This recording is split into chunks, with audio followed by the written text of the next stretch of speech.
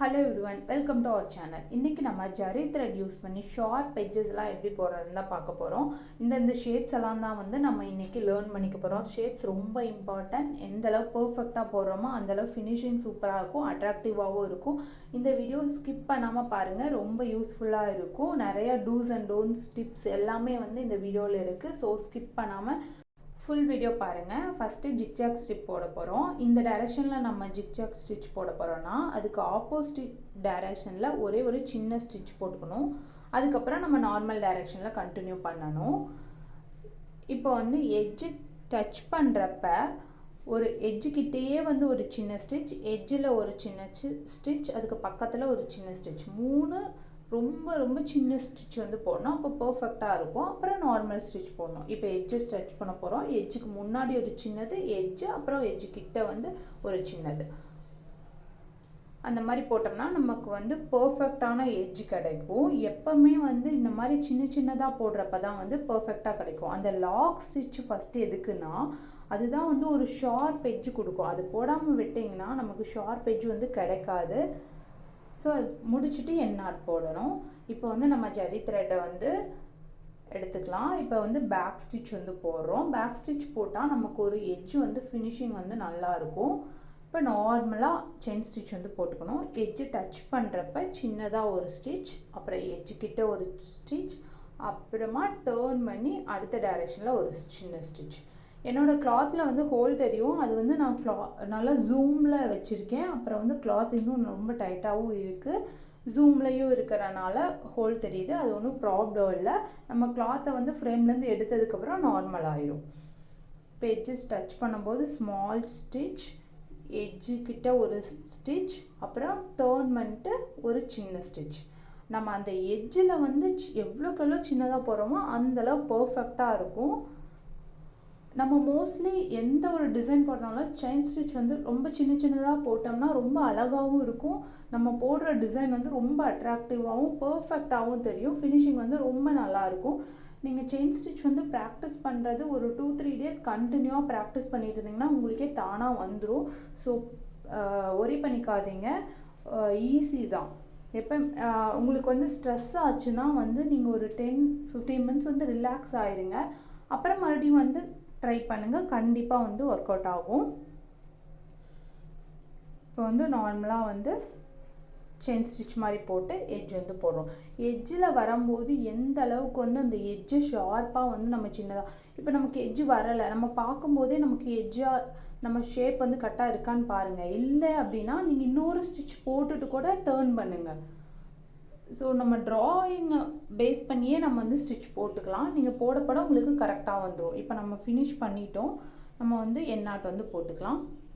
Video skip பண்ணாமல் பாருங்கள், நிறையா வந்து யூஸ்ஃபுல்லான இன்ஃபர்மேஷன் இருக்குது. இப்போ எண்ணாட்டில் வந்து இந்த மாதிரி எக்ஸ்ட்ராஸ் இருந்துச்சுன்னா ப்ராப்ளம் இல்லை, அது சரியாயிடும்.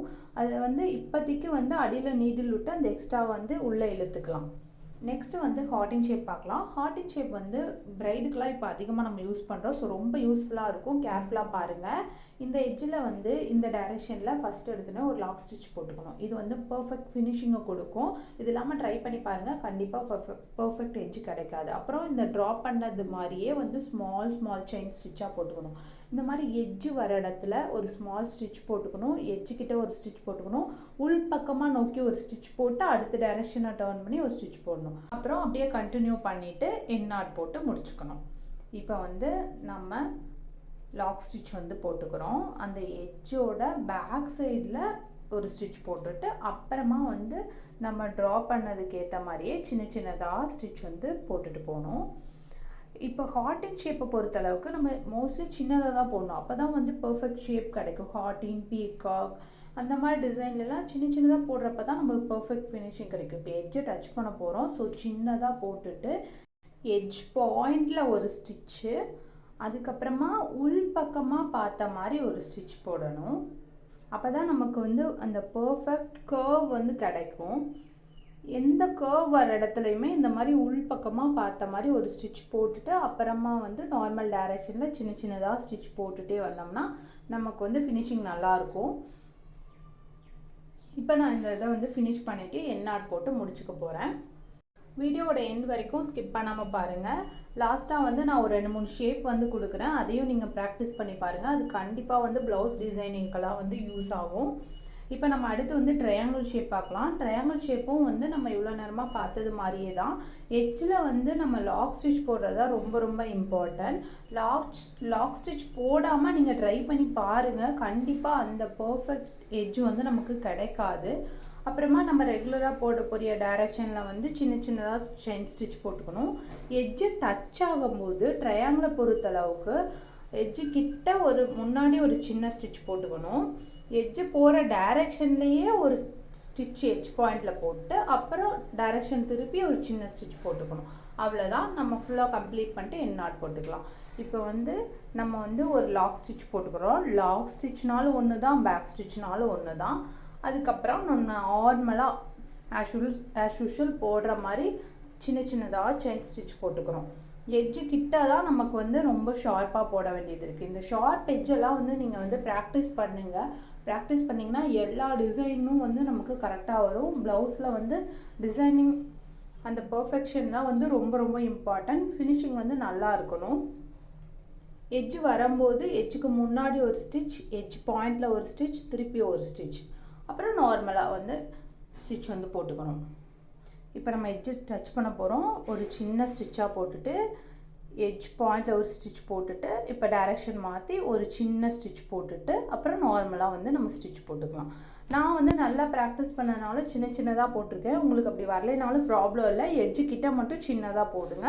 அப்புறம் ப்ராக்டிஸ் பண்ண சின்னதாக வந்து உங்களுக்கு தானாக வந்துடும். எண்ட் நாட் வந்து போட்டு முடிச்சுக்கிறோம். இனி சர்க்கிள் வந்து பார்க்கலாம்.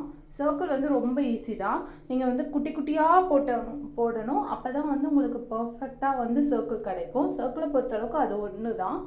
நீங்கள் வந்து கொஞ்சம் கொஞ்சம் பெருசாக போட்டிங்கன்னா ஷேப் வந்து கரெக்டாக வராது. அது ஒரு டிப் தான் சர்க்கிளில். ஸோ சின்ன சின்னதாக போட்டுட்டு நீங்கள் வந்து எண்ட் நாட் போட்டு முடிச்சுக்கலாம்.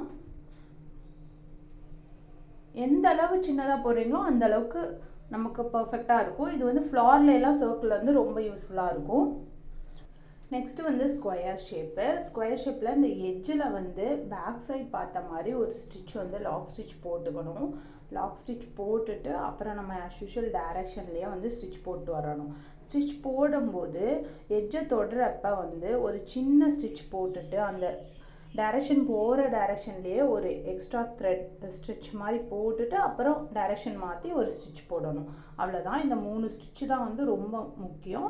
சின்ன சின்னதாக போட்டோம்னா நம்ம பர்ஃபெக்டாக கிடச்சிரும். அப்புறம் இந்த ஷேப்பெல்லாம் நீங்கள் ப்ராக்டிஸ் பண்ணுங்கள்.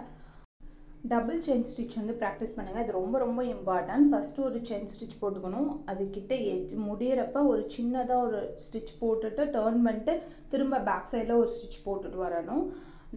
இது வந்து ப்ளவுஸோட பார்டரில் ஃபஸ்ட்டு ஸ்டார்டிங்கில் இதுதான் வந்து மெயினாக போடுவோம். அதனால் டபுள் செயின் ஸ்டிச் வந்து ரொம்ப இம்பார்ட்டன்ட். ப்ராக்டிஸ் பண்ணுங்கள். இந்த வீடியோ உங்களுக்கு பிடிச்சினா லைக் பண்ணுங்கள், ஷேர் பண்ணுங்கள், மறக்காமல் சப்ஸ்கிரைப் பண்ணுங்கள். தேங்க்யூ.